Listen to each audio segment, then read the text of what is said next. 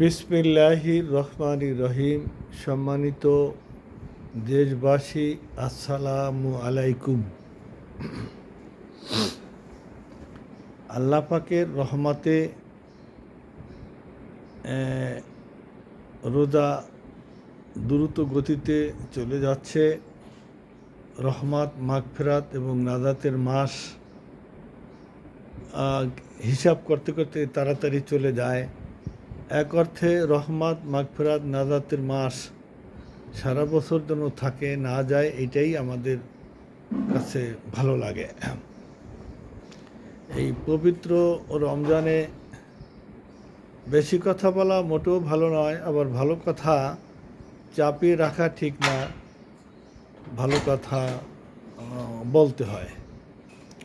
একটা হাদিস আছে, আসাকিতু আনিল হক হুয়া শয়তানুল আখরাস। হক কথা, ন্যায় কথা, সঠিক কথা বলা থেকে যে চুপ থাকে তাকে বোবা শয়তান বলে। যাই হোক, এরকম হক না হোক কিছু কিছু ন্যায় অন্যায় কথা বলার চেষ্টা করি। আপনারা নিশ্চয়ই জানেন যে এই নির্বাচনটা হয়েছে দুইটা মোর্চা বা দুইটা ঐক্য, দুইটা জোট গঠন করে।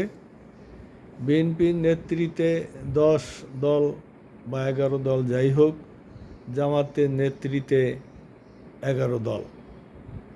চরমোনাই কোনো জোটে আসে নাই, তারা আলাদা নির্বাচন করছে। জাতীয় পার্টি কোনো জোটে আসে নাই, তারা আলাদা নির্বাচন করছে।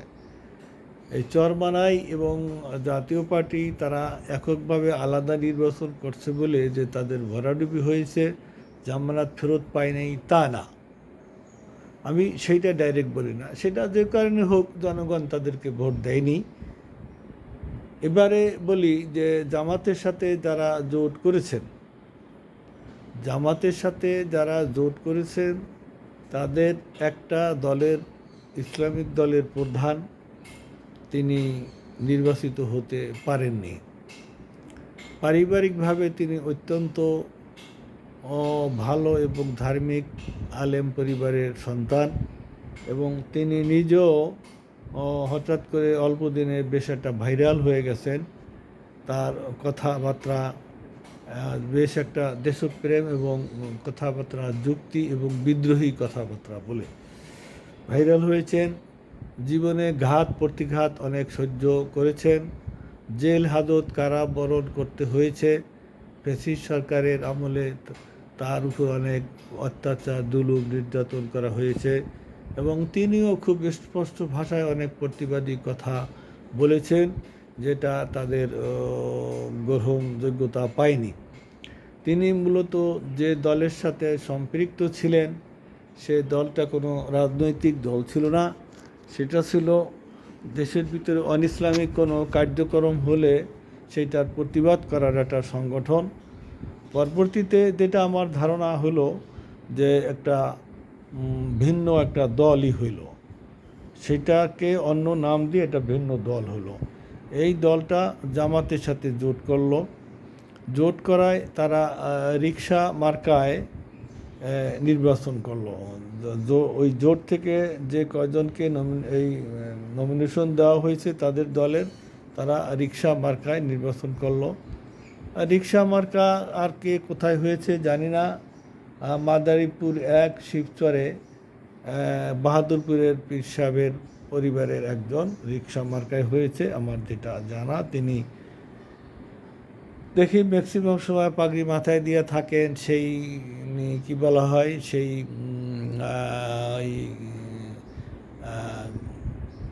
কি তরিকতের লোকের মতো, সেই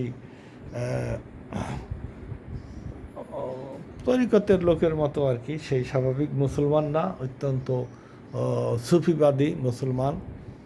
সেটা ঠিক আছে, কিন্তু তাহলে তাদের দলের প্রধান ঢাকা যে আসন থেকে দাঁড়িয়েছেন, সেটা একটা সেন্সিটিভ জায়গা। সেখানে দীর্ঘদিন যাবৎ সন্ত্রাসী কার্যকলাপ, চাঁদাবাজি, ছিনতাই হয়ে থাকে। সে জায়গা থেকে তিনি দাঁড়িয়েছেন, এবং সেখানে তার বিপরীতে বিএনপির জোট থেকে যিনি দাঁড়িয়েছেন, তিনিও বিএনপির লোক নয়, শেষ মুহূর্তে জোটে এসেছে না বিএনপিতে অংশগ্রহণ করেছে? বিএনপিতে অংশগ্রহণ করে ধানেশীর মার্কায় তিনি নির্বাচন করেছে। তিনিও খুব ঐতিহ্যবাহী পরিবারের ছেলে এবং তিনিও খুব কোয়ালিফাইড, আমি যতটুকু জানি একটা বিশ্ববিদ্যালয়ের টিচার।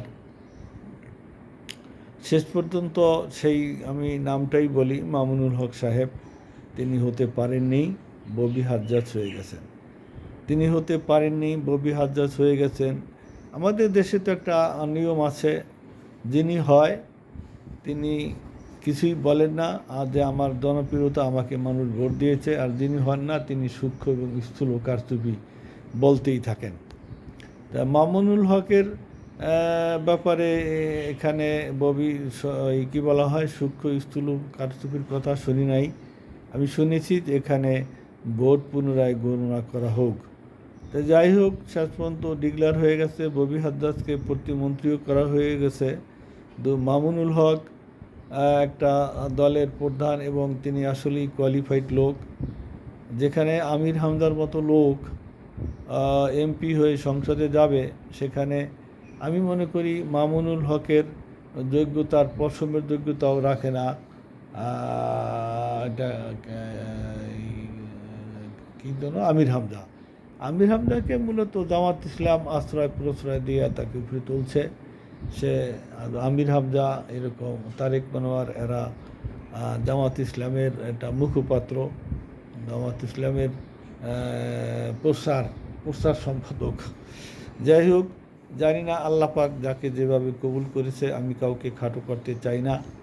তবে এখন এই টক শোতে অনেকেই বলে যে এই আমির হামজা সংসদে গিয়া তো সেই উল্টাপাল্টা রাশ্মিকা মান্দা নায়ক নায়িকাদের কথা বলবে, বিসমিল্লাহ দিয়া ওয়াজ শুরু করবে। সংসদটা একটা একদম গোলাম মোল্লা রনিও বলে, রাশেদ খানও বলে যে সংসদটা দেখবেন যে কী সংসদ হয়, একটা ওয়াজের মাহফিলের সংসদ হয়ে যাবে, জাতীয় সংসদ হবে না। সেটা যাই হোক, কিন্তু মামুনুল হক আসলে কথাবার্তা সেইভাবেই গঠনমূলক বলতে পারেন বা বলে থাকেন, কিন্তু তিনি হতে পারেননি। তো একটা কথা আমাদের বিশ্বাস করতে হবে, এখানে গণতন্ত্র যাচাই, এখানে তো আর আলেম যাচাই হয় নাই, ভালো মন্দ যাচাই হয় নাই। তো আল্লাহ পাক যাকে যেখানে পছন্দ করে, এই মিন খয়রিহি ওয়া শাররিহি মিনাল্লাহি তাআলা, এই বিশ্বাসটা আমাদের কেন যে আসে না? এত বড় আলেম হইয়া তারপরও এই মিন খয়রিহি ওয়া শাররিহি মিনাল্লাহি তাআলা, আল্লাহ পাকের পক্ষ থেকে যা হয়েছে ভালো হয়েছে, সব কিছুই আল্লাহ পাকের পক্ষ থেকে হয়। অমা তাসকুতু মিন ওয়ারাকাতিন ইল্লা ইয়ালামুহা, তো যাই হয় আল্লাহ পাক জানেন। এখন সেখানে দেখলাম যে মামুনুল হক লাইভে অথবা টকশোতে এসে বলছেন যে আমার জামাতের সাথে জোটে যাওয়াটা ভুল হয়েছে। জামাতের সাথে জোটে যাওয়া ভুল হয়েছে, এখানে আমরা ধরে নিতে পারি তিনি এর বেশি আর বলেন নাই। জামাতের সাথে জোটে যাওয়া, হয়তো জামাত তাকে জোটে নিয়েছে জোটের স্বার্থে, কিন্তু নির্বাচনী কার্যক্রমে তিনি হোক এটা হয়তো তারা চাননি, অথবা তিনি তাকে উইন করার জন্য সেই উদ্যোগ চেষ্টা তাদের ছিল কিনা, এরকম একটা সন্দেহ মনে হয়। তাকে তারা একটু বাইপাস করে গেছেন কিনা মামুনুল হককে, এটাই একটা মনে হচ্ছে। তা উনি বলতেছেন যে আমি যদি বিএনপির সাথে জোট করতাম তাহলে আমি হয়ে দিতাম এবং মন্ত্রীও হতাম। মানে এই কথাটা বলা কতটুকু সমীচীন কি সমীচীন না, একটা কথা আছে, কাদ্দেম রেতলাকা কবলাল খুতুবে, ভাবিয়া করিও কাজ, করিয়া ভাবিও না। আপনি ইসলামিক দল জামাত ইসলাম ইসলামী হুকুমত কায়েম করবে, বিএনপি করবে না। আপনি ইসলামী হুকুমত কায়েম করার জন্য জামাত ইসলামের সাথে হাত মিলাইছেন, জোটে গেছেন।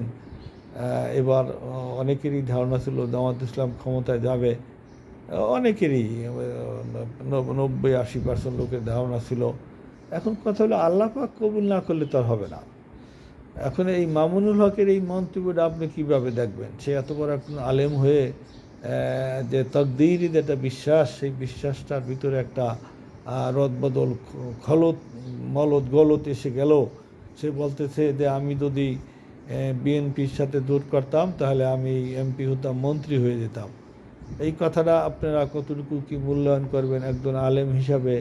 এই যে আল্লাহ পাকের পক্ষ থেকে দেওয়া হয়েছে মিন খৈরি ওয়াশারি মিন আল্লাহ তাআলা, এই কথার প্রতি তার যে বিশ্বাস নেই, তিনি যে কথা বলেছেন, তা এইটার আপনি কীভাবে দেখবেন, কিভাবে মূল্যায়ন করবেন, এই প্রশ্ন রেখে পরবর্তী আপডেট দেখে আমি ধন্যবাদ জানিয়ে শেষ করছি। আসসালাম।